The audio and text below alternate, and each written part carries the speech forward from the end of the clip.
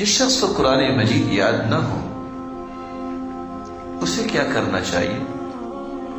سیدنا عبداللہ ابن اوفا رضی اللہ تعالی عنہ بیان کرتے جاء رجل الى النبي صلی اللہ علیہ وسلم فقال، ایک آدمی نبی کریم صلی اللہ علیہ وسلم کے پاس آیا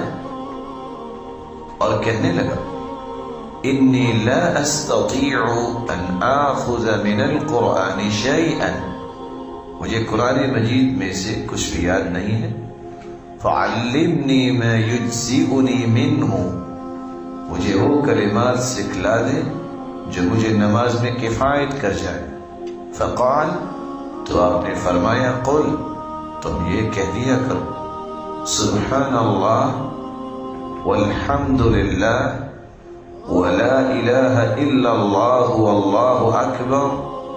ولا حول ولا قوة الا باللہ العلی العظیم۔ اے اللہ تو پاک ہے، سب تعریفیں تیرے لیے، اللہ کے سوا کوئی معبود برحق نہیں، اللہ سب سے بڑا ہے، وہ عظیم ہے، اور اس بلند والا کی توفیق کے بغیر نیکی کرنے کی طاقت انسان کو نہیں نصیب ہوتی، اور نہ ہی وہ برائی سے بچ سکتا۔